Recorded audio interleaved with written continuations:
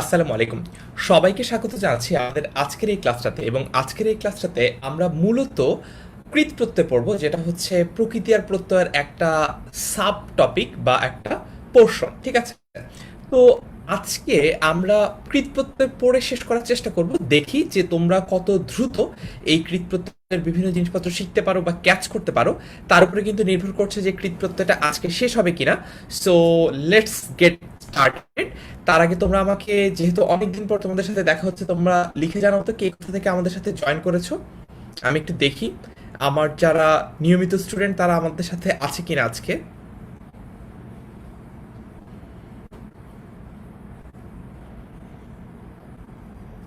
ওকে, আমরা কৃত প্রত্যয়টা শুরু করি।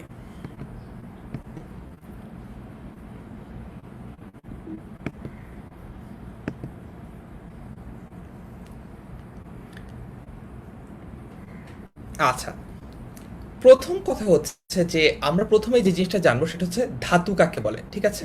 আচ্ছা, একটু আগের স্লাইডে যাই আবার, তাহলে হচ্ছে লেখার একটু স্পেস পাওয়া যাবে তোমাদের জন্য। দেখো, আমরা কি জানি যে ধাতু কাকে বলে? ধাতু কোনটা? ধাতু মানে কি সোনা রূপা এগুলা? আচ্ছা দেখো, ধাতু হচ্ছে বেসিক্যালি, ধাতু হচ্ছে মূলত ক্রিয়ামূল। তার মানে কি? তার মানে হচ্ছে ক্রিয়ার মূল অংশ। ঠিক আছে? তো আজকের আমরা যা কিছু কৃৎপ্রত্যয় দিয়ে পড়বো তার জন্য এই ধাতু জিনিসটা বোঝা খুবই ইম্পর্টেন্ট। ধাতু কি? ধাতু হচ্ছে ক্রিয়ার মূল অংশ। ঠিক আছে? দেখো, এখানেও তাই বলা হচ্ছে যে ক্রিয়ামূলকে বলা হয় ধাতু, ক্রিয়ামূলকে বলা হয় ধাতু। এবং ধাতুর সাথে পুরুষ ও কালবাচক বিভক্তি যোগ করে গঠন করা হয় ক্রিয়াপদ। তার মানে হচ্ছে আমরা যখনই কোনো একটা ক্রিয়াপদ গঠন হতে দেখব, অর্থাৎ আমরা যখন একটা ভার্ব গঠন হতে দেখব, তার মানে হচ্ছে সেই ভার্বটা গঠন হওয়ার ক্ষেত্রে আমরা দেখব সেখানে একটা ক্রিয়ামূল আছে। ঠিক আছে? ক্রিয়ামূল অথবা হচ্ছে ধাতু আছে। ক্রিয়ামূল না লিখে ধাতু লিখি, তোমাদের জন্য বুঝতে সুবিধা হবে পরবর্তীতে। ধাতুর সাথে একটা বিভক্তি যোগ হবে। ধাতুর সাথে কি যোগ হবে? ধাতুর সাথে যখন একটা বিভক্তি যোগ হবে তখন ইকুয়ালস টু একটা ভার্ব বা ক্রিয়াপদ। ব্যাপারটা কিরকম আমি একটু বুঝাই তোমাদেরকে। যেমন এই যে এইখানে দেখো একটা জিনিস, যে নাচ, এটা একটা ধাতু, রাইট? নাচ এটা একটা ধাতু বা ক্রিয়ামূল। এটার সাথে যদি উনে যুক্ত হয় তাহলে এটা হয়ে যাচ্ছে নাচুনে। তার মানে কি? তার মানে হচ্ছে যে নাচে, এরকম। আবার যদি এটার সাথে, নাচের সাথে যদি ফর এক্সাম্পল ও যোগ হতো তাহলে হয়ে যেত নাচো, তার মানে কাউকে নাচতে বলা হচ্ছে। আর ও যুক্ত না হয় যদি এ যুক্ত হতো, আরেকটা বিভক্তি যুক্ত হতো, তাহলে কি হতো? তাহলে হয়ে যেত ব্যাপারটা নাচে। ঠিক আছে? আচ্ছা, তো এখন আমরা যে জিনিসটা বুঝবো সেটা হচ্ছে যে, এখন আমরা যে জিনিসটা বুঝবো সেটা হচ্ছে যে এই যে ধাতু, ধাতুর সঙ্গে যখন কোনো ধ্বনি বা ধ্বনি সমষ্টি যুক্ত হয়ে বিশেষ্য বা বিশেষণ পদ তৈরি করে, তখন দেখো বিশেষ্য বা বিশেষণ পদ তৈরি করছে, অর্থাৎ ধাতুর সাথে অন্য কোনো কিছু একটা যুক্ত হয়, কোনো ধ্বনি বা ধ্বনি সমষ্টি মানে হচ্ছে অন্য যে কোনো কিছু যুক্ত হতে পারে। ধাতুর সাথে যখন অন্য যে কোনো কিছু যুক্ত হয়ে একটা বিশেষ্য বা বিশেষণ পদ তৈরি হয়, অর্থাৎ একটা নাউন অথবা একটা অ্যাডজেক্টিভ তৈরি হয়, তখন তাকে আমরা বলতে পারি কৃত প্রত্যয়। তখন আমরা তাকে বলতে পারি কি? কৃত প্রত্যয়। যেমন চল, এটা একটা ক্রিয়া প্রকৃতি এবং এরপরে যুক্ত হয়েছে অন, এইটা হচ্ছে চলন্ত বা চলন। ঠিক আছে? এটা একটা বিশেষ্য পদ। বাকি বা এটা হচ্ছে একটা কি হয়েছে, বা এটা হচ্ছে একটা কাজের নাম।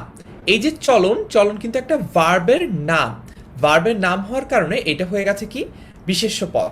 আবার অন্যদিকে এইটার সাথে যদি অন্ত যোগ হতো তাহলে কিন্তু একটা অবস্থা বোঝাচ্ছে, চলন্ত। কিরকম অবস্থা এটা? চলন্ত, তার মানে এই মুহূর্তে চলছে যা, ওইটা কিন্তু একটা বিশেষণ পদ বা একটা অ্যাডজেক্টিভ। তার মানে আমরা যা বুঝলাম সেটা হচ্ছে তার মানে আমরা যা বুঝলাম সেটা হচ্ছে ধাতুর সাথে, ধাতু অথবা ক্রিয়ামূলের সাথে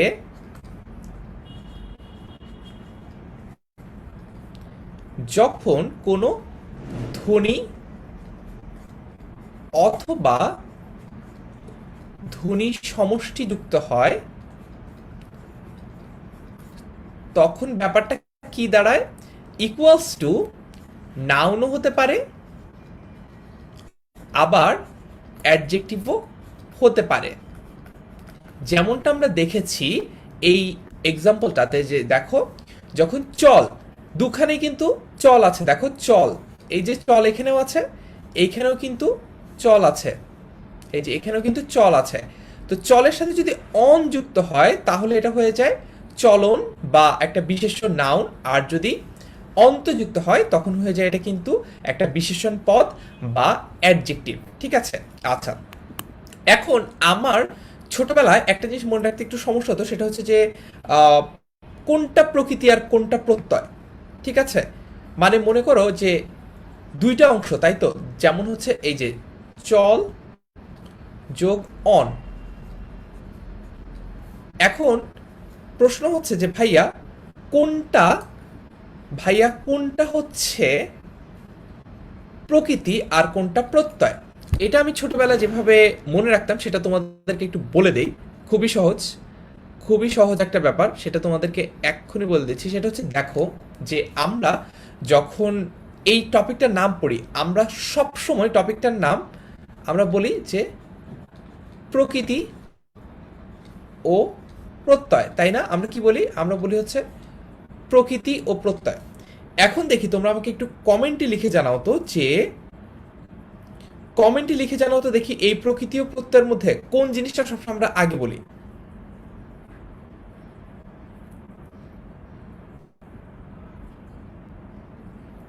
দেখি কমেন্ট, দেখি তোমাদের।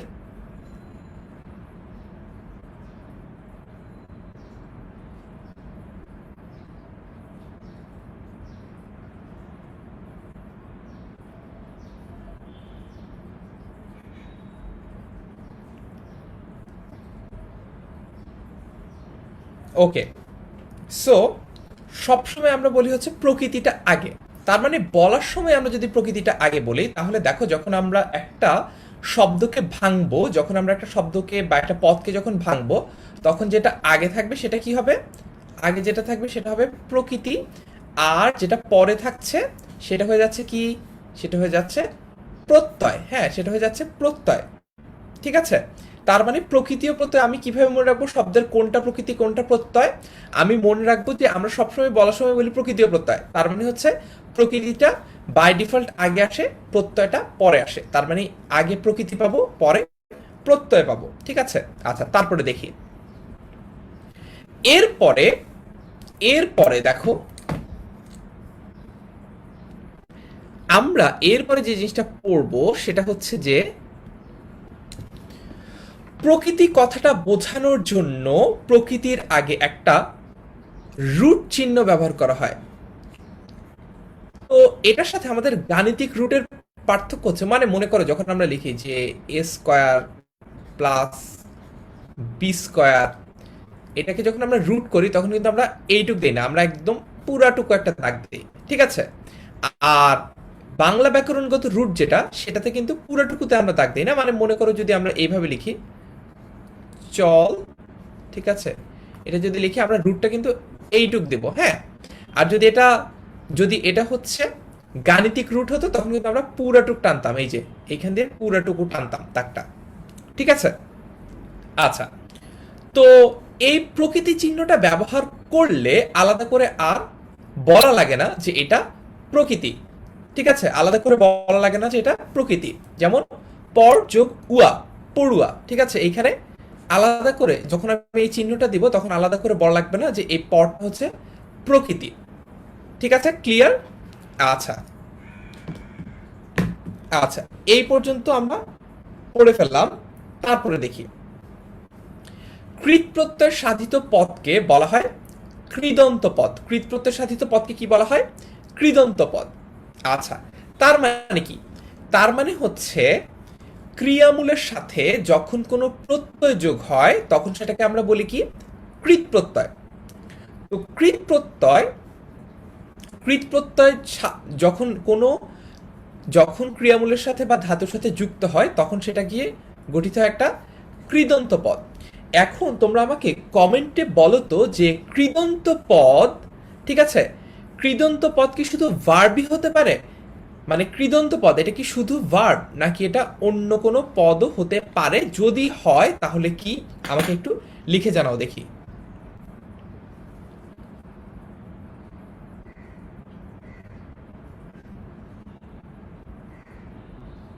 আমাকে একটু লিখে জানাও দেখি।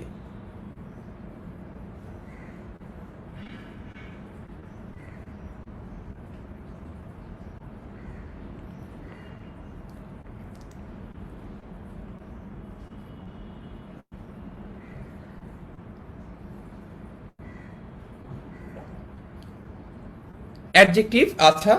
এমডি জাহাঙ্গীর বলছে অ্যাডজেক্টিভ। আর কোনো উত্তর? আর কোনো কিছু কি হতে পারে ভার্ব না হলে? যে বা আতিকা প্রিয়সীও বলছে অ্যাডজেক্টিভ। সুবর্ণ বিশ্বাস বলছে বিশেষণ। আর রাহুল আহমেদ বলছে অ্যাডজেক্টিভ অথবা নাউন। মাসুম বিল্লাহ বলছে ভার্ব না হলে অ্যাডজেক্টিভ হতে পারে। বিশেষণ বলছে শেফা।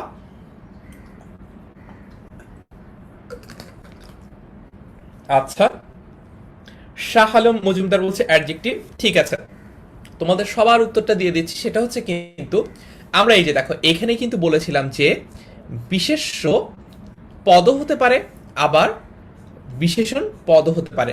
অর্থাৎ it can be either noun or adjective, both can happen. অর্থাৎ একটা প্রত্যয় সাধিত পদ সেটা ভার্ব না হলে সেটা কিন্তু নাউন অথবা অ্যাডজেক্টিভ দুটোই হতে পারে। আচ্ছা, তারপর একটু দেখি তৎসম বা সংস্কৃত প্রকৃতির সাথে। প্রকৃতি কোনটা? প্রকৃতি হচ্ছে যে শুরুর যেটা, হ্যাঁ, এই যে এইটা। প্রকৃতির সাথেও অনুরূপভাবে বা একইভাবে কৃৎপ্রত্যয় যোগে কৃদন্ত পদ সাধিত হয়। কৃৎপ্রত্যয় যোগে কৃদন্ত পদ সাধিত হয়। যেমন গম যোগ উন গমন, ক্রিযোগ তব্য কর্তব্য। ঠিক আছে, তৎসম বা সংস্কৃত প্রকৃতির সাথেও একই রকম ভাবে কৃৎপ্রত্যয় যুক্ত হয়ে কৃদন্ত পদ কিন্তু সাধিত হয়। Got it? আচ্ছা, জান্নাতুল অর্ণা বলছে অন্য কোনো পদ হতে পারে যেমন বিশেষ্য বিশেষণ। এক্স্যাক্টলি। আচ্ছা, তারপর দেখি এতটুকু কি তোমাদের কাছে ক্লিয়ার? তাহলে আমি পরের স্লাইডে যেতে পারি। একটু ধীরে ধীরে পড়াবো আজকে, কারণ হচ্ছে প্রকৃতীয় প্রত্যয় বলা যায় হচ্ছে বাংলা ব্যাকরণের সবচেয়ে কঠিন টপিকগুলোর একটা। আমি ইউজুয়ালি বলি না যে এই টপিকটা কঠিন বা ওই টপিকটা কঠিন না।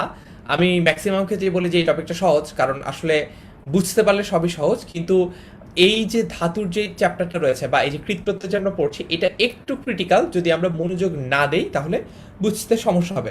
আচ্ছা, সবাই বলছে ক্লিয়ার, তাহলে আমি পরের স্লাইডে যাই। কোনো কোনো ক্ষেত্রে এইটা অবজেক্টিভের জন্য খুবই খুবই খুবই গুরুত্বপূর্ণ। যে কোনো প্রতিযোগিতামূলক পরীক্ষায় এটা আসে যে গুণ আর বৃদ্ধি, এখান থেকে প্রশ্ন আসে। তো আমরা একটু সিস্টেমেটিক্যালি আসি। কোনো কোনো ক্ষেত্রে কৃৎ প্রত্যয় যুক্ত হলে কৃৎ প্রকৃতির আদিস্বর মানে শুরুর যে স্বরটা, আদিস্বর মানে হচ্ছে শুরুর যে স্বরটা সেটা পরিবর্তিত হয়। এই পরিবর্তনকে বলা হয় গুণ ও বৃদ্ধি। তার মানে এই যে পরিবর্তনটা এইটাকে গুণও বলা হতে পারে আবার বৃদ্ধিও বলা হতে পারে। ঠিক আছে, আচ্ছা, এখন আমরা একটু কোনটা গুণ আর কোনটা বৃদ্ধি এটা একটু বোঝার চেষ্টা করি। কোনটা গুণ আর কোনটা বৃদ্ধি এটা একটু বোঝার চেষ্টা করি। ঠিক আছে, দেখো আস্তে আস্তে পড়বো যাতে তোমাদের মনে থাকে। রস্যই অথবা দীর্ঘস্থলে এ, আবার রস্য অথবা দীর্ঘস্থলে ও। আচ্ছা, তোমাদের বোঝানোর জন্য আমি একটু স্লাইডটা এডিট করে দেই।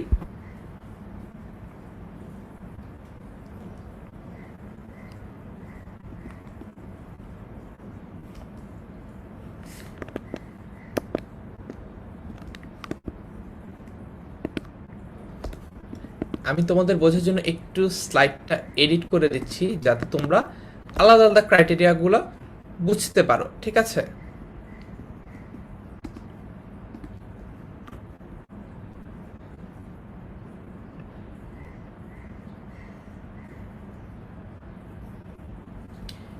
আমরা একটুখানি এডিট করে নিই, হ্যাঁ, তোমাদের বোঝার সুবিধার জন্য। আচ্ছা, তারপরে দেখি বৃদ্ধি কিভাবে কিভাবে বৃদ্ধি হতে পারে।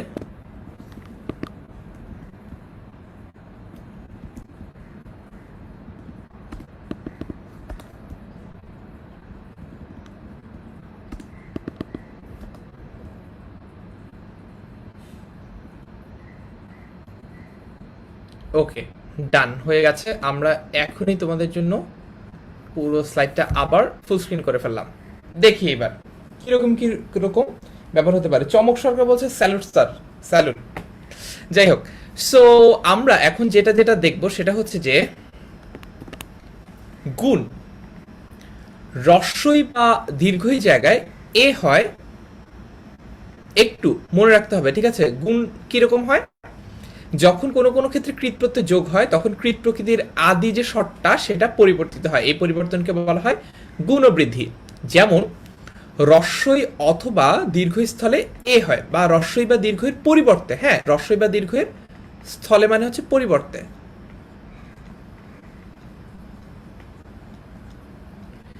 কি হয়? রস্বই অথবা দীর্ঘের বদলে হয়ে যায় হচ্ছে এ, রস্য ও দীর্ঘস্থলে ও, এবং রিস্থলে অর হয়, ঠিক আছে? তো কিভাবে কি কি? রস্বই অথবা দীর্ঘই হয়ে যায় হচ্ছে এ, আমি কিন্তু না দেখে লিখছি, মুখস্থ, ঠিক আছে? রস্য অথবা দীর্ঘস্থলে হয়ে যায় ও, আর রি হয়ে যায় কি? রি হয়ে যায় হচ্ছে অর, ঠিক আছে? যেমন এক্সাম্পল দেখি, চীন যোগ আ হয়ে গেছে চেনা। নি যোগ আ হয়ে গেছে নেওয়া। কি হয়েছিল এখানে আমরা একটু দেখি তো। এই যে এই যে এক্সাম্পলটা, এটা একটু দেখি, এটা একটু বোঝা এক্সপ্লেইন করি, তাহলে তোমাদের কাছে বাকিগুলো ক্লিয়ার হয়ে যাবে। তোমাদের কাছে বাকিগুলো ক্লিয়ার হয়ে যাবে, হ্যাঁ। আচ্ছা, দেখো আমরা এইটা নিয়ে কাজ করছি, বাকি সব বাদ, এইটাতে ফোকাস করি, বাকিগুলো তোমরা বাসায় একটু বোঝার চেষ্টা করবা। নি যোগ আ হয়ে যাচ্ছে কি? নেওয়া। কারণ আমরা শিখেছি দীর্ঘের বদলে এ হয়, দীর্ঘের বদলে কি হয়? দীর্ঘের বদলে এ হয়। তো এখানে দীর্ঘই কই ছিল? এই যে রুট সাইন, তারপর হচ্ছে আমরা যে নি লিখেছি, এইটা হচ্ছে বেসিক্যালি দন্তন্য যোগ ই, কার, ঠিক আছে? নি যোগ আ এটা হয়ে যাচ্ছে, এই আটা কিন্তু পরিবর্তিত হচ্ছে না এখানে, এখানে পরিবর্তিত হচ্ছে মূলত এই যে দীর্ঘইটা ছিল, এই দীর্ঘইটা হয়ে যাচ্ছে কি? এ। তার মানে নিটা হয়ে যাচ্ছে মূলত এই যে নিটা, নিটা হয়ে যাচ্ছে ন্যা, ঠিক আছে? নিটা হয়ে যাচ্ছে এখানে ন্যা। আচ্ছা, তারপরে দেখি, তারপরে আমরা দেখব হচ্ছে বৃদ্ধি। গুণ বুঝলাম, গুণ কখন কখন কি কি কি কি সিস্টেম হলে আমরা গুণ বলতে পারি? যখন রস্বই দীর্ঘই পরিবর্তিত হয়, যখন রস্য দীর্ঘ পরিবর্তিত হয়, এবং যখন রি পরিবর্তিত হয়, তখন আমরা বলতে পারি হচ্ছে যে সেখানে গুণ হয়েছে। আচ্ছা, আবার দেখো এই বৃদ্ধির ক্ষেত্রে যখন আমরা দেখি যে অ এর বদলে আ বসেছে, রস্বই ও দীর্ঘের বদলে দীর্ঘই বসেছে, এবং রস্ব ও দীর্ঘস্থলে ও বসেছে, এবং রিস্থলে আর হয়েছে, তখন আমরা সেটাকে কিন্তু বৃদ্ধি বলি। তার মানে এইখানে একটা জিনিস মনে রাখতে হবে যে গুণ আর বৃদ্ধি, গুণ ভার্সেস বৃদ্ধি, এইখানে যেই জিনিসটা আমাদের মনে রাখতে হবে সেটা হচ্ছে যে গুণ আর বৃদ্ধির ক্ষেত্রে ইনিশিয়াল যে লেটারগুলা, মানে যেটা প্রাথমিক অবস্থা, সেটা মনে করো সেম। মানে এখানেও রস্বই দীর্ঘই আছে, এখানেও রস্বই দীর্ঘই আছে, এখানেও রস্ব দীর্ঘ আছে, এখানেও রস্ব দীর্ঘ আছে, এখানেও রি আছে, এখানেও রি আছে। কোনটা গুণ আর কোনটা বৃদ্ধি সেটা মূলত আমরা ডিসাইড করি যে পরিবর্তিত হয়ে কিরকম রূপ হয়েছে সেটার উপর। যেমন ফর এক্সাম্পল, বাকিগুলো তুমি পড়লেই বুঝবা, এমন কঠিন কিছু না, একটু মনোযোগ দিয়ে পড়লে তোমাদের মনে থাকবে। দেখো, একটা জিনিস দেখায় যে রির জায়গায় যদি অর হয়, রিয়ের জায়গায় যদি অর হয়, সবচেয়ে ইম্পর্টেন্ট অবজেক্টিভটা নিয়ে কথা বলছি, রিয়ের জায়গায় যদি অর হয় তাহলে সেটা হচ্ছে গুণ, আর রিয়ের পরিবর্তে যদি আর হয় তাহলে সেটা হচ্ছে বৃদ্ধি। ঠিক আছে? আচ্ছা, একটু কমেন্টে লিখে জানাও তো এই পর্যন্ত বুঝতে পেরেছো কিনা।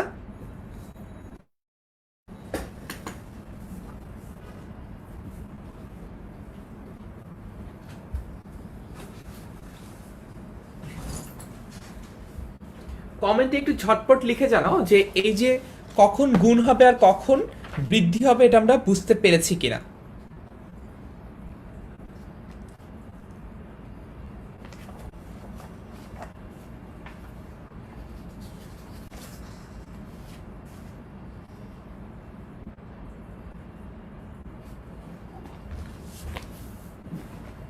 আচ্ছা, সো সবাই বলছে জি ভাইয়া। আচ্ছা, আফরিন হাসনা, হাসনা হেনা আফরিন বলছে বুঝি নাই ভাইয়া, একটু আমাকে বলবা যে কেন বোঝো নাই, মানে কোন জায়গাটা বোঝো নাই, এটা বললেই তোমাকে আমি আবার বুঝিয়ে দেবো, কোনো সমস্যা নাই।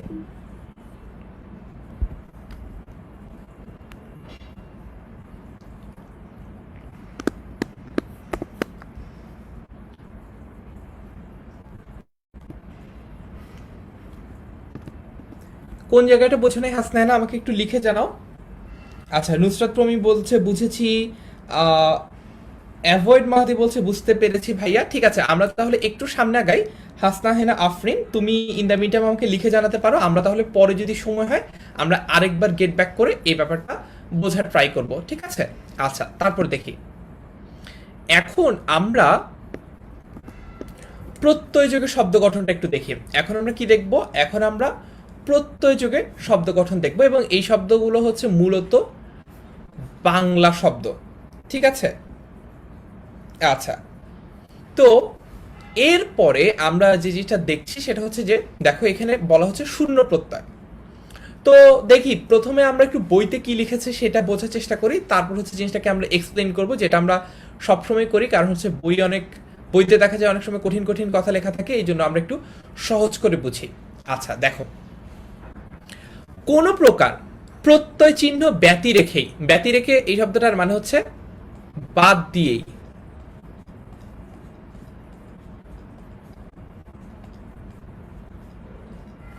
কিছু ক্রিয়া প্রকৃতি বিশেষ্য ও বিশেষণ পদ রূপে ব্যবহৃত হয়, এরূপ জায়গায় শূন্য প্রত্যয় ধরা হয়। যেমন এ মোকদ্দমায় তোমার জিত হবে, হারি হবে, গ্রামে খুব ধর পাকড় চলছে।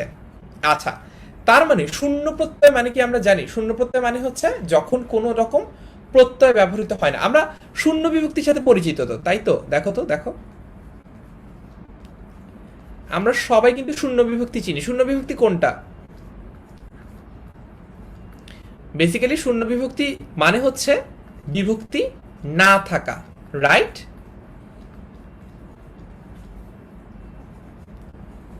বিভক্তি না থাকা, শূন্য বিভক্তি মানে হচ্ছে বিভক্তি না থাকা। ঠিক আছে? তো শূন্য প্রত্যয় কোনটা? শূন্য প্রত্যয় মানে হচ্ছে বিভক্তিকে রিপ্লেস করে দিলাম, মনে করো।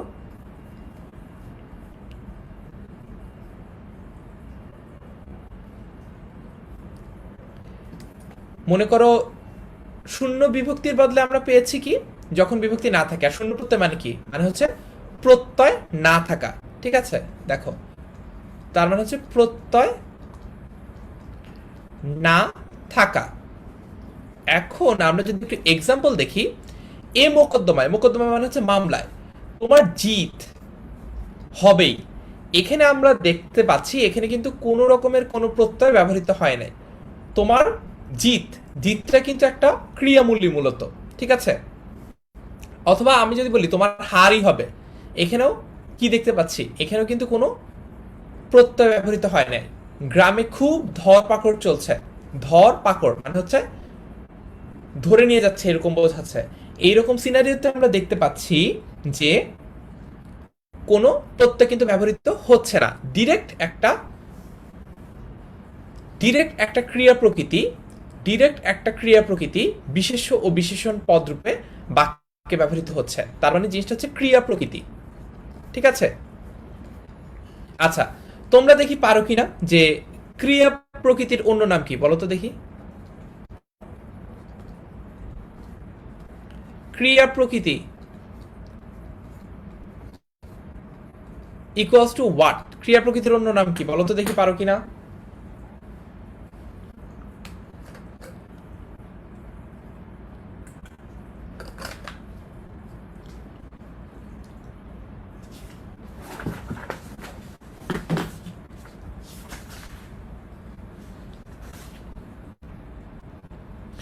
রাহুল আহমেদ অনেক সেফ অ্যান্সার দিয়েছে, বলছে মূল ধাতু।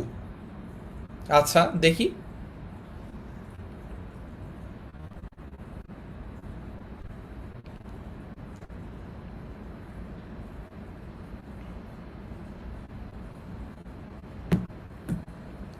আচ্ছা চমক সরকার বলছে পারবো না তো। সৌরভ ভট্টাচার্য বলছে ধাতু। সাদিয়া আফরিন ইবনাদ বলছে ধাতু। অ্যাভয়েড মাহাদি একটা ইমো দিয়েছে, মনে হয় কনফিউজড। আচ্ছা হুমায়রা কবির টিনা বলছে ধাতু। এক্স্যাক্টলি, দেখো ক্রিয়া প্রকৃতি তার মানে কি? তার মানে হচ্ছে ক্রিয়ার মূল অংশ, যেটাকে আমরা ধাতু বলতে পারি, আবার যেটাকে আমরা ক্রিয়ামূলক বলতে পারি। সব সময় দেখবা, মনে করো এই যে দেখো আমরা যেই এক্সাম্পলটা দিয়ে পড়ছিলাম সেটা হচ্ছে চল যোগ অন্ত, ঠিক আছে, ইকুয়ালস টু মনে করো চলন্ত। ঠিক আছে, এখানে দেখো এখানে মূল অংশ কোনটা? এখানে এইটাই কিন্তু মূল অংশ বা প্রকৃতি, যেটা আমরা তো প্রশ্ন করেছি ক্রিয়া প্রকৃতি। হ্যাঁ এই যে দেখো এখানে প্রকৃতি কোনটা? প্রকৃতি হচ্ছে প্রথম অংশটা, প্রথম অংশটা হচ্ছে এখানে প্রকৃতি। হ্যাঁ, আর এটাই কিন্তু হচ্ছে ধাতু, আবার এটাই কিন্তু হচ্ছে ক্রিয়ামূল। অবজেক্টিভের জন্য খুবই ইম্পর্টেন্ট একটা প্রশ্ন, সেটা হচ্ছে অনেক সময় প্রশ্ন আসছে যে ক্রিয়া প্রকৃতির অন্য নাম কি, এটা একটা, তখন আমরা অপশনে ধাতু থাকলে ধাতু লিখবো, ক্রিয়ামূল থাকলে ক্রিয়ামূল লিখবো। আবার প্রশ্ন আসতে পারে ধাতুর অন্য নাম কি? ধাতুর অন্য নাম ক্রিয়ামূলও, ধাতুর অন্য নাম ক্রিয়া প্রকৃতিও। ঠিক আছে, আবার ক্রিয়ামূলের অন্য নাম কি? ক্রিয়ামূলের অন্য নাম ধাতুও হয়, ক্রিয়ামূলের অন্য নাম ক্রিয়া প্রকৃতিও হয়। আচ্ছা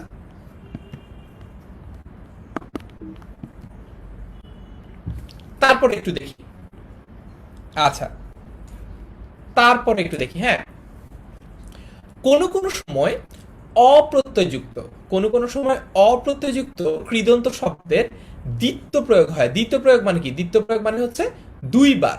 দ্বিত্ব মানে কি? দ্বিত্ব মানে হচ্ছে দুইবার। দ্বিত্ব মানে হচ্ছে দুইবার। হ্যাঁ, কোন কোন সময় অপ্রত্যয়যুক্ত কৃদন্ত শব্দের, কৃদন্ত শব্দ কোনগুলা? যখন কোনো কিছুর সাথে কৃত প্রত্যয় যুক্ত হয়। হ্যাঁ, কৃত প্রত্যয় যুক্ত হয় যখন ক্রিয়া প্রকৃতির সাথে কৃত প্রত্যয় যুক্ত হয়, তখন সেটা হয়ে যায় কৃদন্ত পদ। যেমন কদ যোগ অ হয়ে যাচ্ছে কি? কাঁদো কাঁদো। তার মানে হচ্ছে দুইবার হচ্ছে, কিন্তু দেখেছো কাঁদো কাঁদো একই জিনিস যখন দুইবার হবে তখন আমরা সেটাকে দ্বিত্ব বলি। তো বলা হচ্ছে এটা একটা রুল, এটা একটু মনে রাখার চেষ্টা করবো যে কিভাবে রুলটা হচ্ছে বেসিক্যালি যে কিভাবে প্রত্যয়যোগে শব্দ, বাংলা শব্দ গঠন হতে পারে। তো এটার একটা রুল হচ্ছে কোনো কোনো সময় অপ্রত্যয়যুক্ত কৃদন্ত শব্দে দ্বিত্ব প্রয়োগ হয়, যেমন হচ্ছে কদ যোগ অ কাঁদো কাঁদো, তারপর হচ্ছে পর যোগ অ পর পড়ো, ঠিক আছে, মর যোগ অ মর মরো। আমাদের যে জিনিসটা মনে রাখতে হবে এখান থেকে সেটা হচ্ছে ইম্পর্টেন্ট রুল হচ্ছে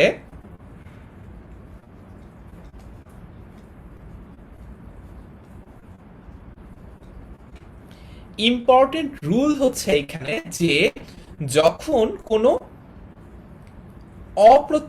অযুক্ত হবে, কোনো একটা ধাতুর সাথে যখন অযুক্ত হবে, ঠিক আছে, মনে করো এখানে লিখলাম ধাতু যোগ অ, তখন সেটা কি হয়ে যাবে? তখন সেটা দুইবার হয়ে যাবে। যখন কোনো ধাতু যোগ অ হবে তখন সেটা দুইবার হয়ে যাবে। যেমন পর যোগ অ, ঠিক আছে, ধাতুর সাথে একটা অযুক্ত হয়েছে, হয়ে গেছে পর পর। মর যোগ অ হয়ে গেছে মর মর, ঠিক আছে। তারপরে এখানে কদ যোগ অ হয়ে গেছে কি? কাঁদো কাঁদো। তার মানে যদি এই রুলটা মনে রাখতে পারি, তাহলে আমরা যখন আমাদের পরীক্ষায় লিখবে, যে প্রশ্ন করবে যে আচ্ছা বলেন তো ভাই, মরো মরো এটাকে আমি প্রকৃতি ও প্রত্যয় কিভাবে ভাঙবো, তখন আমি প্রথমে যে জিনিসটা মাথায় আনবো সেটা হচ্ছে আচ্ছা ফারহান ভাইয়া পড়িয়েছিল যে যখন কোনো ধাতুর সাথে অযুক্ত হয় তখন সেটা দুইবার হয়। এখানে তো মরো মরো দুইবার দেখতে পাচ্ছি, তার মানে এই স্পেশাল রুলটাই এখানে অ্যাপ্লিকেবল, বা এই স্পেশাল রুলটা এখানে ইমপ্লাইড হয়েছে। সেই রুলটা কি? সেই রুলটা হচ্ছে ধাতুর সাথে অযুক্ত হয়েছে। তো মরো মরোর ক্ষেত্রে আমি বুঝলাম যে ধাতু যুক্ত হয়েছে কিসের সাথে? অ এর সাথে যুক্ত হয়েছে। তাহলে আমাকে ফিগার আউট করতে হবে যে মরো মরো এখানে ধাতু কোনটা। মরো মরো এখানে আমি দেখতে পাচ্ছি যে ধাতু মর এইটা। কিভাবে ধাতু নির্ণয় করতে পারি এটা কি আমাদের মনে আছে? ধাতু আমরা কিভাবে বের করতে পারি? যখন যখন দ্বিতীয় পুরুষে, মানে হচ্ছে তুই তুমি, এইগুলো হচ্ছে দ্বিতীয় পুরুষ, যখন সামনে উপস্থিত কাউকে কোনো কিছু একটা তুচ্ছার্থক ভাবে বলা হয় তখন সেইটার যে রূপটা দাঁড়ায় সেটাই কিন্তু অ্যাকচুয়ালি ধাতুর রূপ। যেমন আমরা যদি বলি তুই মর, ঠিক আছে, তুই মর, তখন এই যে মর এটা হচ্ছে ধাতু। তুই কর, তুই পর, তুই ফেল, তুই ডুব, এই যে যখন তুই দিয়ে কোনো কিছু বোঝানো হয়, যখন আমরা তুই সম্বোধনে কোনো কিছু বলি তখন সেটা হয়ে যায় কি? ধাতুর যে রূপটা সেটা। তার মানে হচ্ছে যে ধাতু বা ক্রিয়ামূলের যে জিসটা আছে সেটা আমরা পাই যখন কাউকে আমরা তুই দিয়ে সেটা বলি, ঠিক আছে? যেমন হচ্ছে ওই যে যেটা বললাম, তুই কর, তুই বল, তুই ফেল, তুই পর, তুই ডুব, তুই উড়, এইরকম। আচ্ছা, ওকে। জেরিন বলছে পরীক্ষার খাতায় লিখে দিয়ে আসবো যে ফারহান ভাইয়া শিখিয়েছিলেন যে পরীক্ষায় শূন্য পাওয়া একদম আসন্ন। জেরিনের ক্লিয়ার? এতটুকু কি ক্লিয়ার হয়েছে? তো একটা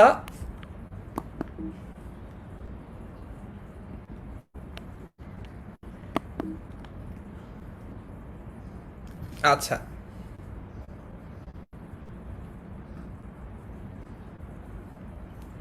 একটা হচ্ছে ব্যতিক্রমের পরে আছে, সেটা হচ্ছে যদি উ প্রত্যয় থাকে তখনও তখনও কিন্তু এই দ্বিত্ব ব্যবহারটা হয়। যেমন হচ্ছে ডুব যোগ উ, ডুবু ডুবু, ঠিক আছে? উর যোগ উ, উড়ু উড়ু। তার মানে এটা আমি কিভাবে আলাদা করতে পারবো একটু বুঝি, যে কখন এটা তো তোমরা অবধারিতভাবে প্রশ্ন করবে যে ভাইয়া কখন ধাতু যোগ অ হবে আর কখন উ হবে, তাই তো? কখন ধাতু যোগ অ হবে, তোমাদের তো এটা অবধারিত প্রশ্ন, কখন ধাতু যোগ অ হবে আর কখন ধাতু যোগ উ হবে, কারেক্ট? এটা তোমাদের মাথায় আসছে এখন? তো এইটার সমাধান হচ্ছে যে দেখো, যখন এইখানে আমাকে অ্যাটলিস্ট কিছু তো একটা দিয়ে দিবে, মানে আমাকে পরীক্ষায় তো বলবে যে আচ্ছা উড়ু উড়ু এটাকে বিশ্লেষণ করো। আমাকে তো এই অংশটা দুইটা অংশই আমাকে লিখতে হবে না, একটা পরীক্ষা হলে পরীক্ষা অ্যাটলিস্ট বলে দিবে, হয় উড় যোগ উ এটা দিয়ে দিবে অথবা উড়ু উড়ু এটা দিয়ে দিবে, যে কোনো একটাকে একটা থেকে আরেকটায় কনভার্ট করতে হবে, তাই তো? একটা থেকে আরেকটায় কনভার্ট করতে হবে। এখন আমরা যদি দেখি যে যেই শব্দটা আমাকে দেওয়া হচ্ছে, মনে করো আমাকে উড়ু উড়ু দেওয়া হলো, আমি যদি দেখি এখানে রস্য আছে দুইটা, উড়ু উড়ু আছে, তার মানে আমি তখন বুঝবো যে এখানে বেসিক্যালি ধাতুর সাথে উ প্রত্যয়টা যুক্ত হয়েছে। আর যদি আমি দেখি এখানেও ডুবু ডুবু, দেখো ডুবের সাথে ডুবু ডুবু দুইটা রস্যকার আছে না, তার মানে আমি বুঝবো যে এটা এখানে বেসিক্যালি ধাতুর সাথে উ প্রত্যয়টা যুক্ত হয়েছে, ঠিক আছে? ধাতু হচ্ছে ডুব, ধাতু কোনটা? ধাতু হচ্ছে তুই ডুব অথবা তুই উড়, এইটা, তাই তো? যখন ধাতুর সাথে উ যুক্ত হয়েছে তখনও সেটা দ্বিত্ব হতে পারে বা দুইবার হতে পারে। আবার যখন ধাতুর সাথে অযুক্ত হয়, এই যে অযুক্ত হয়, তখনও সেটা কিন্তু দ্বিত্ব হতে পারে। তো এই যে এক্সাম্পলগুলো এখানে আমরা দেখবো যে পরপর রসকার আছে নাই, মরমর রসকার আছে নাই, কাদো কাদো রসকার আছে নাই। তার মানে সবগুলা কেসেই আমরা লেখার চেষ্টা করব যে অ যদি যুক্ত হয় তাহলে মূলত ধাতুর সাথে অযুক্ত হলে, অন্য সব কেসের ক্ষেত্রে অ্যাপ্লিকেবল। শুধুমাত্র যদি গঠিত শব্দটাতে দেখা যায় যে এইরকম রস্যকার আছে তখন আমরা বুঝবো যে ধাতুর সাথে বেসিক্যালি রস্য যুক্ত হয়েছে, ধাতুর সাথে রস্য যুক্ত হয়েছে, এই কারণে। আচ্ছা, নুসরাত প্রমি বলছে যে ভাইয়া কঠিন, অনেক কঠিন। হ্যাঁ, এই জন্যই তো ধীরে ধীরে পড়াচ্ছি, আস্তে আস্তে পড়াচ্ছি। দেখো একটা স্লাইডে তোমাদেরকে 5-10 মিনিট ধরে পড়াচ্ছি, বারবার লিখে দিচ্ছি, কোনো সমস্যাই নেই। একটু ধীরে ধীরে মনোযোগ দিয়ে আমার সাথে একবার পড়ো, এরপরে যদি বাসায় পড়ো তাহলে তোমাদের কাছে সব ক্লিয়ার হয়ে যাবে। তখন মনে পড়বে এই যে যে জিনিসটা তোমরা পরীক্ষার খাতায় লিখে আসতে চাচ্ছ যে ফারহান ভাইয়া পড়িয়েছে, যেটা লিখলে তোমরা অবশ্যই শূন্য পাবে বলে আমি নিশ্চিত, সেইটা হয়। ঠিক আছে? আচ্ছা, সো এটা তোমরা কিন্তু তখন বুঝে ফেলতে পারবা। ঠিক আছে? আচ্ছা, তো তারপরে এই দুইটা রুলের পরে আমরা যেটা দেখবো সেটা হচ্ছে অন প্রত্যয়ের একটা ব্যাপার আছে এখানে, দেখি। এরপরে দেখি, হ্যাঁ। আচ্ছা, সাদিয়া আফরিন ইবনাত বলছে অন প্রত্যয় আছে। হ্যাঁ, আমরা অন প্রত্যয় পড়বো, কোনো সমস্যা নাই, মানে শেষ হয়ে যায় না রুল পড়া, রুলের মাত্র তো শুরু। আচ্ছা, অপ্রত্যয়, এরপরে দেখি হচ্ছে অপ্রত্যয় কেবল ভাববাচক ভাববাচ্যে অপ্রত্যয় যুক্ত হয়, যেমন ধর যোগ অ ধর, মার যোগ অ মার। আধুনিক বাংলায় অপ্রত্যয় সর্বত্র উচ্চারিত হয় না, যেমন হার যোগ অ, ঠিক আছে, হার, জিত যোগ অ জিত। ঠিক আছে? তার মানে দেখো এইখানে বেসিক্যালি যেই ঘটনাটা ঘটেছে সেটা হচ্ছে এইখানে কিন্তু একটা হসন্ত আছে, তাই না? দেখো এইখানে একটা হসন্ত আছে, হসন্ত দিয়ে একটা জিনিসকে থামিয়ে দেওয়া হয়। যেমন মনে মনে করো হচ্ছে হসন্ত ইজ লাইক স্পিড ব্রেকার, করো। ঠিক আছে? যদি আমি এই জিনিসটাকে এইভাবে বলি ক যোগ র, তাহলে এটার উচ্চারণ কিন্তু করো হয়। মানে মনে করো উচ্চারণটা বাই ডিফল্ট তখন এইরকম ওকার চলে আসে আর কি, করো হয়। এটা যদি আমি হসন্ত দিয়ে লিখি তাহলে এটা কি হয়? এটা হচ্ছে কর, এটা হয়ে যায় তখন কর। ঠিক আছে? এখন যদি করের সাথে একটা অযোগ করি তাহলে এটা হয় হচ্ছে করো। তার মানে এই যে অ প্রত্যয়টা যুক্ত হচ্ছে, এই যে অপ্রত্যয়টা যুক্ত হচ্ছে, তার মূল কাজ হচ্ছে এই হসন্তটাকে, এই স্পিড ব্রেকারটাকে ভেঙে ফেলা। তার মানে কর যদি হতো, জিনিসটা হতো দেখো, তার মানে এইটা আর এইটার মধ্যে পার্থক্য হচ্ছে এইটাতে একটা হসন্ত ছিল আর এটাতে একটা হসন্ত নাই। তার মানে এটার উচ্চারণ হচ্ছে কর আর এটার উচ্চারণ হচ্ছে করো। ঠিক আছে? এটার উচ্চারণ হচ্ছে কর, এটার উচ্চারণ হচ্ছে করো। একই রকম ভাবে এটার উচ্চারণ হচ্ছে ধর, এটার উচ্চারণ হচ্ছে ধরো। মার, এটার উচ্চারণ কি? এটার উচ্চারণ হচ্ছে মা, এটার উচ্চারণ হচ্ছে মারো। ঠিক আছে? জয় হাসান একটা সিনেমায় বলেছে যে মারো, কাকে বলেছে? সাকিবকে মনে হয়। ঠিক আছে? আচ্ছা, যাই হোক, তো আমরা অপ্রত্যয়টাও বুঝলাম। তারপরে দেখি অন প্রত্যয়। অন, অন আছে না, মনে করো এই যে অন, অন অফ, মনে করো turn on, turn the switch on, turn the switch off. আচ্ছা, ক্রিয়াবাচক বিশেষ্য গঠনে অন প্রত্যয়ের ব্যবহার হয়, যেমন কাঁদ যোগ অন, কাঁদন, মানে হচ্ছে কান্নার ভাব। একই রকম ভাবে নাচন, বাড়ন, ঝুলন, দোলন এরকম হয়। তার মানে হচ্ছে ধাতু যোগ অন, ধাতু যোগ অন কি হয়ে যাচ্ছে? ধাতু যোগ অন হয়ে যাচ্ছে হচ্ছে কাদন, বা হচ্ছে যেই ধাতুটা ছিল সেটার সাথে অন যুক্ত হয়েছে। ঠিক আছে? এখন আমাকে তোমরা লিখো, কমেন্টে লিখে জানাও যে এই যে নাচন, এটাকে বিশ্লেষণ করলে কি হবে? নাচনের বিশ্লেষণটা একটু লিখে জানাও দেখি। চমক সরকার তখন তো পড়া পারো না, এখন বলছে হ্যাঁ ছক্কা মারতে বলছিল।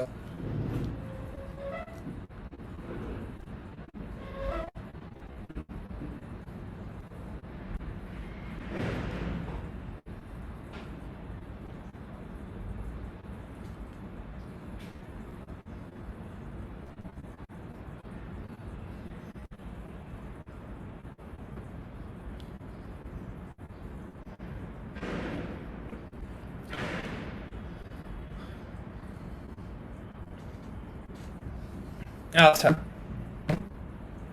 ওরে বাবা, জেরিন তো একদম অ্যাকুরেট লিখেছে, নাচ যোগ অন একদম রুট সাইনটেন দিয়ে লিখেছে।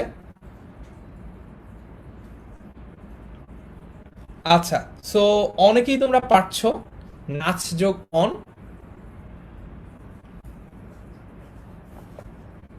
তো অনের নিচে আবার অনেকে হসন্ত দিয়ে দিচ্ছ, যেমন রাহুল।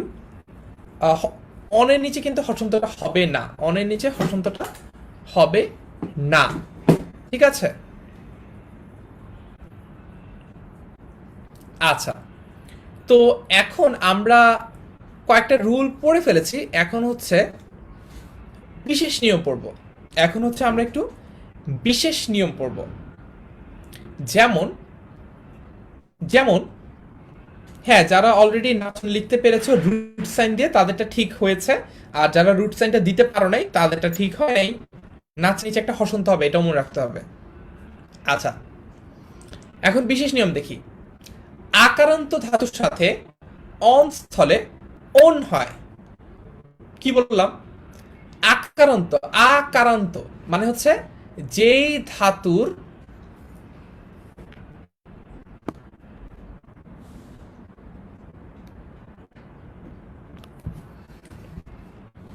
আকারান্ত মানে হচ্ছে যেই ধাতুর অন্তে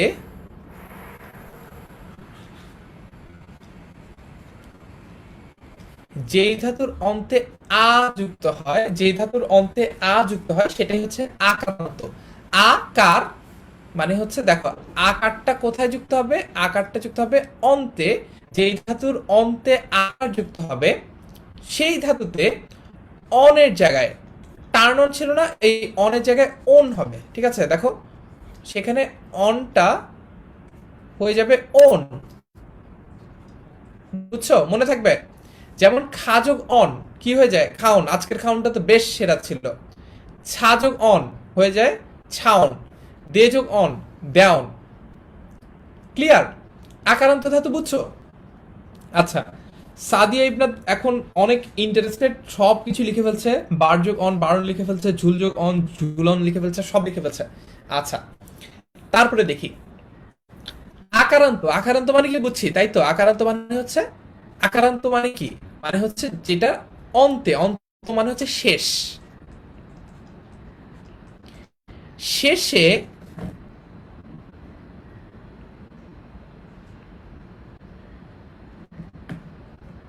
আচ্ছা, শেষে যখন আ হয়, ঠিক আছে, তখন সেটাকে আমরা আকারান্ত বলতে পারি, ঠিক আছে। আচ্ছা, দেখি তারপরে আকারান্ত প্রযোজক ধাতুর পরে আন প্রতিযুক্ত হলে আনো হয়। আকারান্ত প্রযোজক ধাতুর পরে আন প্রত্যযুক্ত হলে আনো হয়। যেমন জানা যোগ আন, জানানো। একই রকম ভাবে শোনানো, ভাসানো, এগুলো হয়।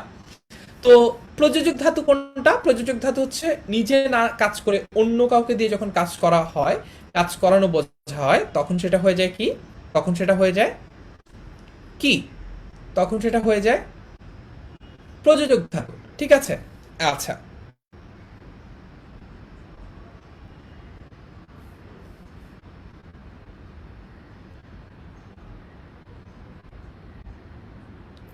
আচ্ছা, তারপরে দেখি এরপরে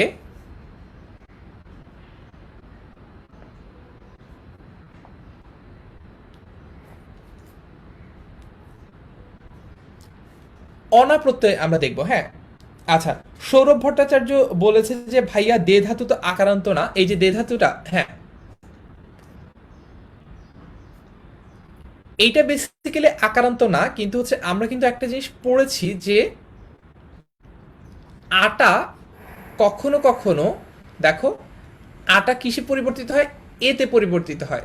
এটা কোনটা তোমরা আমাকে কমেন্টে লিখে জানাও, তখন কি এটা গুণ হয় নাকি বৃদ্ধি হয়? এটা আমাকে একটু লিখে জানাও, ঠিক আছে। তো এইভাবে এটাকে টেকনিক্যালি আকারান্ত ধরে। আর তুমি যদি মনে করো যে এইটা এই এক্সাম্পলের সাথে অ্যাপ্লিকেবল না, সেটাও তুমি মনে করতে পারো, কারণ এটা একটু ব্যতিক্রমী উদাহরণ। এই যে বাকিগুলো যেমন একদম আকারান্ত ধাতু, খা একটা আকারান্ত ধাতু, ছা একটা আকারান্ত ধাতু, দেওয়ানটা সরাসরি একদম এইগুলোর মতো একদম ডিরেক্ট আকারান্ত না। তবে এইখানে দেখো আটা কিন্তু এতে পরিণত হয়, যেহেতু তার মানে আমরা এর পূর্বরূপ হিসেবে আকে ধরতে পারি, এই জন্য এটাকে আমরা আকারান্ত এইখানে টেকনিক্যালি বলছি, ঠিক আছে। ওকে, সবাই বলছে গুণ। আচ্ছা, ঠিক আছে। তো আকারান্ত প্রযোজক ধাতুর পরে আন প্রত্যয় যুক্ত হলে আনো হয়, এটাও আমরা পড়লাম। এখন আমরা পড়ব হচ্ছে অনা প্রত্যয়। এখন আমরা পড়ব হচ্ছে অনা প্রত্যয়। এটা খুবই ইম্পর্টেন্ট একটা অবজেক্টিভ, এটা অনেকবার বিভিন্ন পরীক্ষায় এসেছে যে দোলনা, এইটার প্রকৃতি প্রত্যয় বিশ্লেষণটা কি? এটা হবে দুল যোগ অনা।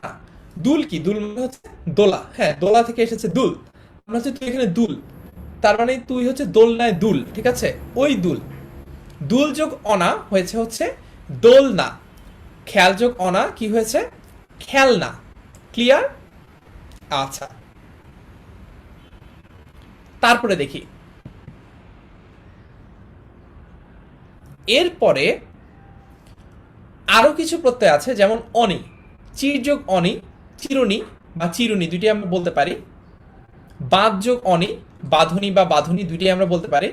তাহলে বলো তো রাধুনি, রাধুনি গুঁড়া মশলা আছে না, রাধুনির প্রকৃতি প্রত্যয়টা কি হবে বলো তো দেখি? রাধুনি,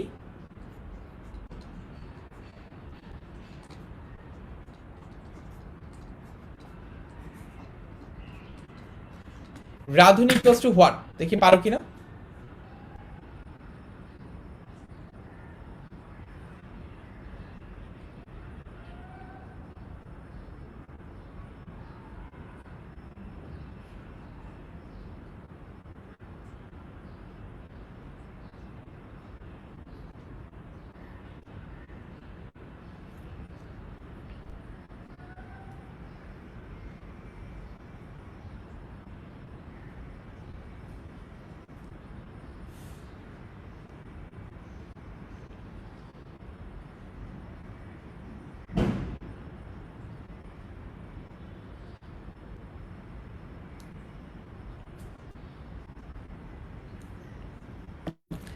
এই তো তোমরা আস্তে আস্তে শিখে ফেলেছো, তোমরা লিখতে পেরেছো রাধ যোগ অনি। তাহলে তোমরা যারা বলছো যে ভাইয়া কঠিন লাগে বুঝি না, তারাও একটু একটু করে যদি প্র্যাকটিস করো, দেখো জিনিসটা হচ্ছে, আমি তোমাদেরকে বলি সেটা হচ্ছে তোমাদের বাংলা ব্যাকরণ যে বইটা, বাংলা ব্যাকরণ বইতে দেখবে হচ্ছে কিছু এক্সাম্পল এরকম নিজেরাই বিশ্লেষণ করে দিয়েছে যে চিরনি কিরকম হবে, চিরযুগনি, বাঁধনি কিরকম হবে বলে দিচ্ছে, ঠিক আছে? আর কিছু এক্সাম্পল এরপরে মনে করো বলে দিচ্ছে যে এরূপ বলে, মনে করো বলা হচ্ছে আটুনি, ঠিক আছে, বারুনি, কাটুনি, এরকম বিভিন্ন এক্সাম্পল বলে দিল। তোমাদের কাজ হচ্ছে ওই এক্সাম্পলগুলোকে এক্সপ্লেইন করা, ওই এক্সাম্পলগুলোকে নিজেরা বিশ্লেষণ করা। এটা যদি তোমরা করতে পারো তাহলেই তোমাদের কাছে প্রকৃতি আর প্রত্যয় কঠিন কোনো জিনিস মনেই হবে না। প্রকৃতি আর প্রত্যয় জিনিসটা বেসিকটা হচ্ছে বোঝার, এটা আমরা বুঝবো, অলরেডি বেসিকটা আমরা বুঝে ফেলেছি। এখন হচ্ছে বাকিটা অ্যাপ্লিকেশন, বাকিটা কে কত চর্চা করো, কে কত প্র্যাকটিস করো সেটার উপর নির্ভর করে। মানে ঘটনাটা তোমাদেরকে আমি বোঝাই, সেটা হচ্ছে যে যে জিনিসটা কঠিন সেটাতে যদি আমরা ভয় পাই, সেটা যদি আমরা চর্চা না করি, সেটা যদি আমরা নিয়মিত প্র্যাকটিস না করি, তাহলে কিন্তু এই কঠিন জিনিসটা কখনোই সহজ হবে না। ওইটা আগেও কঠিন থাকবে, মনে করো বছরের শুরুতে জানুয়ারি মান্থ, তখনও তোমার জন্য ওই জিনিসটা কঠিন। বছরের শেষে ডিসেম্বরে, তখনও তুমি ওটাকে ভয়ে চর্চাই করো নাই, তখনও তোমার জন্য কিন্তু এটা কঠিন। কিন্তু যদি এমন হতো যে তুমি জানুয়ারি মাসে অল্প অল্প করে চর্চা করলা, ফেব্রুয়ারি মাসে অল্প অল্প করে চর্চা করলা, দেখা যেত যে যে জিনিসটার ডিফিকাল্টি লেভেল আগে 100% ছিল, সেটা হয়তো বা 95%, 90%, 80%, এভাবে এভাবে করে মনে করো শেষ মনে করো 30%-এ নেমে আসলো ডিফিকাল্টি লেভেল। 30% মানে হচ্ছে ওইখান থেকে যদি 100টা প্রশ্ন করা হয়, তুমি অ্যাটলিস্ট 70টা প্রশ্ন উত্তর পারবা। তার মানে হচ্ছে তোমার ডিফিকাল্টি লেভেল 30% মানে হচ্ছে তুমি মনে করো 30% তুমি শিওর না, বা 30% তুমি পারো না। তার মানে হচ্ছে প্রতি 10টা প্রশ্নের মধ্যে 7টা প্রশ্ন তুমি অ্যান্সার করতে পারবা যদি তুমি নিয়মিত চর্চা করো, ঠিক আছে? আচ্ছা, জেরিন বলছে আমি বাসায় এভাবে পড়ি, নিজেকে নিজে পড়িয়ে শিখি। এক্স্যাক্টলি এভাবেই পড়লে ব্যাপারটা ফ্রুটফুল হবে। তারপর অন্তঃপ্রত্যয়, তারপর হচ্ছে অন্তঃপ্রত্যয়। বিশেষণ গঠনে অন্তঃপ্রত্যয় যুক্ত হয়। তো তোমাদের জন্য আরেকটা গুড নিউজ হচ্ছে আজকের ক্লাসে পুরোটুকু শেষ করব না, কারণ হচ্ছে এখনই বুঝতে পারছি যে তোমাদের জন্য ব্যাপারটা বেশ প্রেশার হয়ে যাচ্ছে। আমরা যতটুকু পর্যন্ত ক্লাসটা নেওয়াটা তোমাদের জন্য সহনীয় হয় ততটুকুই ক্লাসটা শেষ করব, কোনো সমস্যা নেই। বিশেষণ গঠনে বা বিশেষণের ইংরেজি কি? অ্যাডজেক্টিভ। আমি তোমাদেরকে কেন সবসময় এগুলো লিখে দিই জানো, যে কোনটা অ্যাডজেক্টিভ কোনটা নাউন, এগুলো লিখে দিই কারণ হচ্ছে আমি নিজে যখন ব্যাকরণ পড়তাম তখন আমার কাছে এই যে বিশেষ্য আর বিশেষণ, এগুলো বেশ গোলমেলে লাগতো, তার মানে এগুলো খালি গুলিয়ে যেত। এই কারণে আমি সবসময় বিশেষণ বিশেষণ যখন বাংলা ব্যাকরণে পড়তাম আমি নাউন আর অ্যাডজেক্টিভ এইভাবে পড়তাম, যাতে করে আমার কাছে পুরো জিনিসটা অনেক সহজে মনে থাকে। ঠিক আছে, তো অনেক সময় দেখা যায় যে আমি এইভাবে পড়তাম যে মনে করো নাউন আর অ্যাডজেক্টিভ হলে আমি মনে করো একটা কি ইনিশিয়াল দিয়ে পড়তাম, মনে করো NA। ঠিক আছে, মানে মনে করো যে পূর্বপদে নাউন হবে নাকি অ্যাডজেক্টিভ হবে, আমি মনে করতাম যে আচ্ছা NA তার মানে হচ্ছে আগে নাউন, পূর্বপদ নাউন, পরপদ অ্যাডজেক্টিভ। আর যদি আমি জিনিসটাকে এভাবে মনে রাখতাম, কোনো সমস্যার ক্ষেত্রে বলছি, AN তার মানে আগে অ্যাডজেক্টিভ পরে নাউন। কিন্তু ঝামেলা হলো এটা বাংলার ক্ষেত্রে করা যায় না, কারণ বাংলার ক্ষেত্রে বিশেষ্য আর বিশেষণ দুইটাতেই দেখা যায় যে বি দিয়ে শুরু, দুইটাই বি দিয়ে শুরু, এই জন্য এটা করা যায় না। এই কারণে হচ্ছে তোমাদেরকে আমিও অ্যাডজেক্টিভ অ্যান্ড নাউন এইভাবে লিখে দেই, যাতে তোমরা ইনিশিয়াল দিয়ে যদি মনে রাখতে চাও, মনে রাখতে কোনো সমস্যা না হয়। ঠিক আছে, আচ্ছা,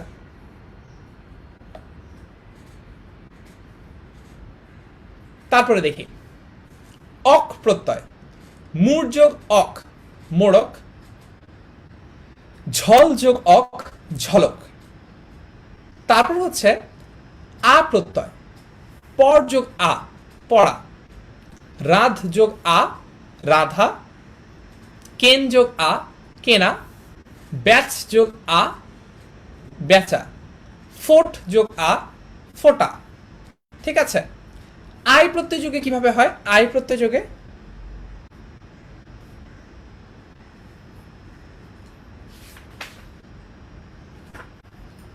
আই প্রত্যয় যোগে হয় হচ্ছে ভাববাচ্য বিশেষ্য গঠনে আই প্রত্যয় ব্যবহৃত হয়, যেমন চড়ু যোগ আই চড়াই, সিল যোগ আই বা শিলাই কিংবা সেলাই। ঠিক আছে, আচ্ছা, জেরিন বলছে ভাই আপনার জন্য বাংলা টাইপিং অনেক ফাস্ট হয়েছে, এই জন্য জাজাকাল্লা খায়রান। আচ্ছা, এভাবে তো চিন্তা করেই দেখিনি। তো আমরা এই অংশটাতে মূলত যে জিনিসগুলো পড়লাম সেটা হচ্ছে যে এখানে মূলত কিছু এক্সাম্পল আমরা দেখছি যে উনি প্রত্যয় যোগে কিভাবে শব্দ গঠন হয়, অন্ত প্রত্যয় যোগে কিভাবে শব্দ গঠন হয়, অক প্রত্যয় যোগে কিভাবে হয়, আ প্রত্যয় যোগে কিভাবে হয়, আই প্রত্যয় যোগে কিভাবে হয়, এই জিনিসগুলো। ঠিক আছে, এই জিনিসগুলো আমরা পড়ে ফেলেছি। আচ্ছা,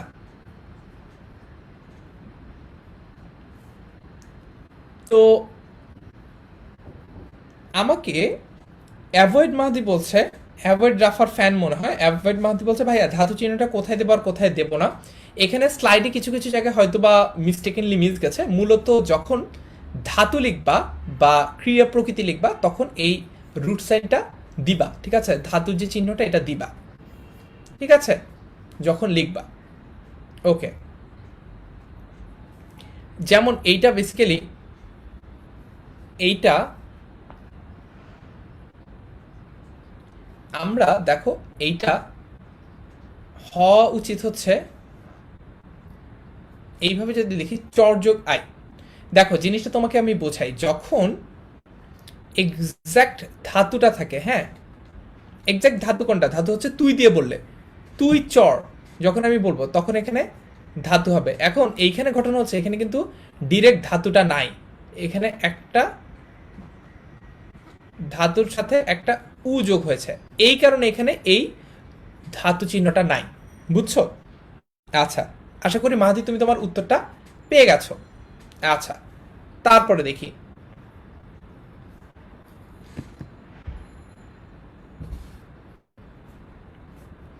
এরপরে হচ্ছে আমরা দেখতে পাচ্ছি এইখানে আরো কিছু, এটাই আজকে শেষ স্লাইড, এখান দিয়ে আমরা এসে দা এন্ড করব। দেখি এই যে এখন ছুটির ঘোষণা দিয়ে দিচ্ছি, এখন দেখবা সবাই খুব খুশি মনে পড়ালেখা করে ফেলছো। আচ্ছা, আও প্রত্যয়, এখানে তোমাদেরকে আলাদা করে খুব বেশি কিছু বোঝানোর নাই। এখানে বেসিক্যালি আমরা যে জিনিসটা বুঝতে পারছি সেটা হচ্ছে যখন এক একটা প্রত্যয় গঠনে কিরকম করে শব্দগুলো গঠিত হয়। ঠিক আছে, তোমরা মূলত এটা বাসায় পড়বা, যদি কোনো কিছু না বুঝো তাহলে আমাকে বলবা। সেটা হচ্ছে দেখো এখানে আও প্রত্যয় দিয়ে কিভাবে শব্দ গঠন হয়, পাকড় যোগ আও পাকড়াও, চর যোগ আও চড়াও। এখন প্রশ্ন করতে পারো যে ভাইয়া ভাববাচক বিশেষ্য জিনিস আসলে কি? ভাববাচক বলতে মূলত বোঝা হচ্ছে এটা মূলত কর্মকারক থেকে আসা। এইটা তোমাদেরকে আমি বলি, এটা হচ্ছে প্যাসিভ ফর্ম। প্যাসিভ ফর্ম মানে কি? নিজে না করে অন্যের দ্বারা হওয়া বোঝানো। তার মানে মনে করো আই ইট রাইস, ঠিক আছে, আই ইট বা আই অ্যাম ইটিং রাইস, হ্যাঁ, আই অ্যাম ইটিং রাইস। এটাকে যদি আমি প্যাসিভে লিখি তাহলে হবে হচ্ছে rice is being eaten by me, rice is being eaten by me, ঠিক আছে। এইটা হচ্ছে অ্যাক্টিভ আর এটা হচ্ছে প্যাসিভ। তো ভাববাচ্য বিশেষণ হচ্ছে বেসিক্যালি যখন এরকম প্যাসিভ ফর্মগুলো বোঝায় তখন। তার মানে দেখো এখানে পাকড়াও, পাকড়াও মানে হচ্ছে ধরো, নিজে ধরছে না কিন্তু আরেকজনকে ধরতে বলছে। চড়াও, ঠিক আছে, নিজে চড়াচ্ছে না আরেকজনকে বলছে চড়াও, ঠিক আছে। আচ্ছা, একই রকম ভাবে সাদি আফরিন ইবনাথ বলছে ভাইয়া রুট চিহ্ন বলবো নাকি ধাতু চিহ্ন বলবো? ধাতু চিহ্ন বলবা, রুট চিহ্ন তোমাদের বোঝার সুবিধার্থে বলছি। আগেও বলছি যে রুট সাইন আর ধাতু চিহ্ন পুরোপুরি একই না। রুট সাইনে দেখা যায় যে এই জিনিসটা এই পর্যন্ত টানা হয়, ঠিক আছে, এটা এই পর্যন্ত টানা হয়, কিন্তু ধাতু সাইনের জিনিসটা বেসিক্যালি এইটু, হ্যাঁ এইটু, ক্লিয়ার। তারপরে আন প্রত্যয় বিশেষ্য গঠনের প্রযোজক ধাতু ও কর্মবাচ্য ধাতুর পরে আন অথবা আনুপ্রত্যয় হয়, যেমন চাল যোগ আন, চালান অথবা চালানো, দুটাই হতে পারে। আনি প্রত্যয় যুক্ত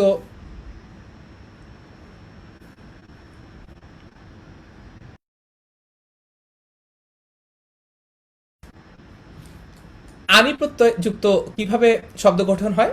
বিশেষ্য গঠনের প্রযুক্ত হয়, যেমন যান যোগ আনি, জানানি, শুনযোগ আনি, শুনানি, উর্যোগ আনি, উড়ানি, উর্যোগ উনি, উড়ুনি, এইভাবে, ঠিক আছে। একই রকম ভাবে আরি রস্বইকার অথবা আরি দীর্ঘইকার দুইভাবেই কিন্তু শব্দ গঠিত হতে পারে। আল প্রত্যয় দিয়ে শব্দ গঠিত হতে পারে, যেমন মাথ যোগ আল, মাতাল, মিশ যোগ আল, মিশাল, এরকম। একই রকম ভাবে বিশেষ্য গঠনে ই প্রত্যয় গঠিত হতে পারে, যেমন ভাজ যোগ ই, ভাজি, বের যোগ ই, বেরি, ঠিক আছে। আচ্ছা, তো আমরা এতক্ষণ পর্যন্ত মূলত কৃত প্রত্যয়ের কিছু জিনিসপত্র আলোচনা করলাম, যেগুলো আমরা পরবর্তী ক্লাসে শেষ করার চেষ্টা করব। তো আজকের ক্লাসটা তোমাদের জন্য আর খুব বেশি লম্বা করব না, যেহেতু আজকে একটা ক্লাসেই বেশ কিছু কঠিন কঠিন জিনিস আমরা শিখেছি এবং মনে রাখার চেষ্টা করব। এই কারণে তোমাদের জন্য দুইটা টাস্ক, একটা টাস্ক হচ্ছে এতক্ষণ পর্যন্ত যা পড়ালাম এই জিনিসটা বাসায় পড়া, এবং দ্বিতীয় টাস্ক হচ্ছে নেক্সট ক্লাসের আগে পরের যে অংশটা, অর্থাৎ আমাদের কৃতপ্রত্যয় যোগে বাংলা শব্দ গঠন কিভাবে হয়, এটা আমরা তো 15টা রুল পড়েছি, এরপরে আরো আছে কিন্তু। এরপরে মনে করো এই যে 16 থেকে 21 এগুলাও তোমরা পড়বা। আমরা নেক্সট ক্লাসে কৃতপ্রত্যয় যোগে শব্দ গঠন, এই যে সংস্কৃত যে রূপটা আছে এইটা শুরু করে দেব, ঠিক আছে। তোমাদের জন্য বাসার হোমটা আজকের মতো পড়ানো শেষ। তোমাদের জন্য HW হচ্ছে 16, 17, 18, 19, 20, 21 এগুলো পড়া এবং পড়ে আমার কাছে রিপোর্ট করা যে বুঝছো কিনা, ঠিক আছে। ওরে বাবা, রিয়া তো খুবই খুশি, বলছে যে যাক আর পড়তে হবে না। টিনা বলছে ভাইয়া প্রত্যেকের উপর আরো ক্লাস নেবে না, নেবেন না, শুধু আজকের ক্লাস না আরো ক্লাস নিব, তো এই যে পরের ক্লাসে এইগুলোর উপর ক্লাস নেব প্রত্যয়ের উপর। এরপরে হচ্ছে আরো ক্লাস আছে, মানে হচ্ছে এরপরে হচ্ছে আমরা তদ্ধিত প্রত্যয় পড়বো, ওইটাও তো আছে তাই না? এটা তো কৃত প্রত্যয় পড়লাম, তদ্ধিত প্রত্যয়টাও তো পড়তে হবে। জেরিন আল্লাহ হাফেজ, আসসালামু আলাইকুম বলছে শাহ আলম। ওকে, ঠিক আছে, সবাইকে অনেক অনেক ধন্যবাদ আমাদের সাথে এতক্ষণ ক্লাসে থাকার জন্য। পরবর্তী ক্লাসের আমন্ত্রণ জানিয়ে আজকের ক্লাসটা এখানে শেষ করছি। আজকের ক্লাসটা কঠিন হওয়ার জন্য একটু দুঃখিত, কিন্তু আসলে এর সমস্ত দায়ভার আমি না, আমি বাংলা ব্যাকরণ বইটা আমি লিখি নাই, বা এই যে টপিকটা এটা আমি বানাই নাই। সো এটা কঠিন হওয়ার দায়ভারটা আমার না সরাসরি, কিন্তু ক্লাসটা আরেকটু সহজ করার জন্য চেষ্টা করেছি। আশা করি পরবর্তী ক্লাসে তোমরা যদি পড়ে আসো তাহলে তোমাদের কাছে ওভারঅল ক্লাসটা আরও সহজ লাগবে। আল্লাহ হাফেজ, আসসালামু আলাইকুম।